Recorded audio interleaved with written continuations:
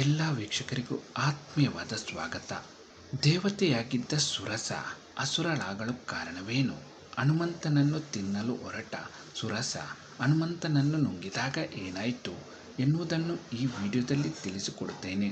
ಪುರಾಣ ಕಥೆಗಳಲ್ಲಿ ಸುರಸಾಳನ್ನು ಬೇರೆ ಬೇರೆ ಪಾತ್ರಗಳಲ್ಲಿ ಚಿತ್ರೀಕರಿಸಿದ್ದಾರೆ. ದಕ್ಷನ ಮಗಳಾಗಿರುವ ಸುರಸ ಸರ್ಪಗಳ ತಾಯಿ ಎಂದು ಕೆಲವೊಂದು ಪುರಾಣಗಳಲ್ಲಿ ತಿಳಿಸುತ್ತಾರೆ. ಆದರೆ ಕೆಲವೊಂದು ಪುರಾಣಗಳಲ್ಲಿ ಆಕೆಯನ್ನು ಅಸುರಳೆಂದು ಚಿತ್ರೀಕರಿಸಿದ್ದಾರೆ.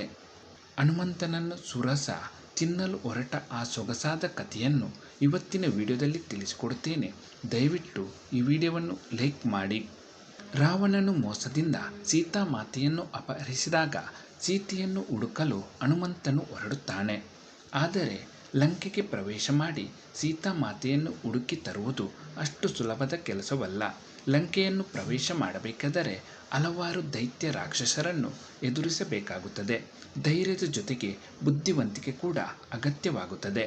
ಹನುಮಂತನು ಈ ಕಾರ್ಯಕ್ಕೆ ಧೈರ್ಯದಿಂದ ಹೊರಟಿದ್ದರೂ ಕೂಡ ದೇವತೆಗಳ ಮನದಲ್ಲಿದ್ದ ಆತಂಕ ಕಡಿಮೆಯಾಗಿರಲಿಲ್ಲ. ದೇವತೆಗಳೆಲ್ಲ ಒಟ್ಟಾಗಿ ಹನುಮಂತನನ್ನು ಪರೀಕ್ಷಿಸಲು ಮುಂದಾಗುತ್ತಾರೆ. ಹನುಮಂತನಿಗೆ ತಿಳಿಯದಂತೆ ಅದಕ್ಕೊಂದು ಯೋಜನೆ ರೂಪಿಸುತ್ತಾರೆ. ಅದಕ್ಕಾಗಿ ಸರ್ಪಗಳ ತಾಯಿ ಸುರಸಾಳನ್ನು ರಾಕ್ಷಸಿಯ ಅವತಾರ ಧರಿಸಿ ಹನುಮಂತನನ್ನು ಪರೀಕ್ಷಿಸಲು ಕಳುಹಿಸಿಕೊಡುತ್ತಾರೆ. ಭಯಂಕರವಾದ ಕೋರೆ ಹಲ್ಲುಗಳ ಜೊತೆಗೆ ಹಳದಿ ಮಿಶ್ರಿತ ಕಣ್ಣುಗಳನ್ನು ಹೊಂದಿರುವ ಪರ್ವತ ಗಾತ್ರದ ರಾಕ್ಷಸಿಯ ರೂಪ ಧರಿಸಿದ ಸುರಸ ಸಮುದ್ರದ ಮಧ್ಯದಲ್ಲಿ ಹನುಮಂತನ ದಾರಿಗೆ ಅಡ್ಡಲಾಗಿ ನಿಲ್ಲುತ್ತಾಳೆ.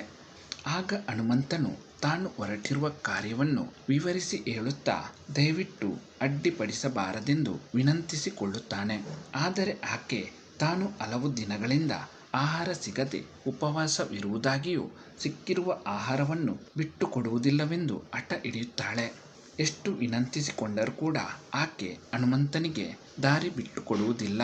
ಅವರಿಬ್ಬರ ನಡುವೆ ಹೋರಾಟ ನಡೆದು ಕೊನೆಗೆ ಆಕೆ ಹನುಮಂತನಿಗೆ ಒಂದು ಷರತ್ತು ಹಾಕುತ್ತಾಳೆ. ಒಂದು ಬಾರಿ ನನ್ನ ಬಾಯಿಯನ್ನು ಪ್ರವೇಶ ಮಾಡಿ ಜೀವಂತವಾಗಿ ವಾಪಸ್ಸು ಬಂದರೆ ಮುಂದಕ್ಕೆ ಹೋಗಲು ಬಿಡುತ್ತೇನೆ ಎಂದಾಗ ಅದಕ್ಕೆ ಒಪ್ಪಿಗೆ ಸೂಚಿಸಿದ ಹನುಮಂತ ಆಕಾಶದೆತ್ತರಕ್ಕೆ ಬೆಳೆಯುತ್ತಾನೆ. ಆಗ ಸುರಸ ಕೂಡ ಆತನ ಗಾತ್ರಕ್ಕೆ ಅನುಗುಣವಾಗಿ ಬಾಯಿ ತೆರೆಯುತ್ತಾಳೆ. ಆದರೆ ಹನುಮಂತನು ತಕ್ಷಣಕ್ಕೆ ಹೆಬ್ಬೆರಳಿನ ಗಾತ್ರಕ್ಕೆ ಬದಲಾಗುತ್ತಾನೆ. ಆದರೆ ಆಕೆಗೆ ಅಷ್ಟು ವೇಗವಾಗಿ ರೂಪ ಬದಲಾಯಿಸಲು ಸಾಧ್ಯವಾಗುವುದಿಲ್ಲ. ಹೆಬ್ಬೆರಳಿನ ಗಾತ್ರಕ್ಕೆ ತಿರುಗಿದ ಹನುಮಂತನು ಆಕೆಯ ಬಾಯಿಯ ಮೂಲಕ ಪ್ರವೇಶ ಮಾಡಿ ಕಿವಿಯ ಮೂಲಕ ಹೊರಕ್ಕೆ ಬರುತ್ತಾನೆ. ಹನುಮಂತನ ಬುದ್ಧಿವಂತಿಕೆ ಹಾಗೂ ಧೈರ್ಯ ಸಾಹಸಕ್ಕೆ ಮೆಚ್ಚಿದ ಸುರಸ ತನ್ನ ನಿಜವಾದ ರೂಪಕ್ಕೆ ತಿರುಗಿ ಹನುಮಂತನಿಗೆ ಆಶೀರ್ವಾದ ನೀಡುತ್ತಾಳೆ. ಇದನ್ನೆಲ್ಲ ನೋಡುತ್ತಿದ್ದ ದೇವತೆಗಳಿಗೆ ಸಂತೋಷವಾಗುತ್ತದೆ. ಸುರಸಾಳ ನಂತರ ಹನುಮಂತನಿಗೆ ಲಂಕೆಯ ರಕ್ಷಕರಾದ ಸಿಂಹಿಕ ಹಾಗೂ ಲಂಕಿನಿ ಎನ್ನುವ ರಾಕ್ಷಸರು ಎದುರಾಗುತ್ತಾರೆ. ಆ ಕಥೆಗಳನ್ನು ಮುಂದಿನ ವಿಡಿಯೋದಲ್ಲಿ ತಿಳಿಸಿಕೊಡುತ್ತೇನೆ. ದಯವಿಟ್ಟು ನಮ್ಮ ಚಾನಲನ್ನು ಸಬ್ಸ್ಕ್ರೈಬ್ ಮಾಡಿ. ಎಲ್ಲ ವೀಕ್ಷಕರಿಗೂ ಧನ್ಯವಾದಗಳು.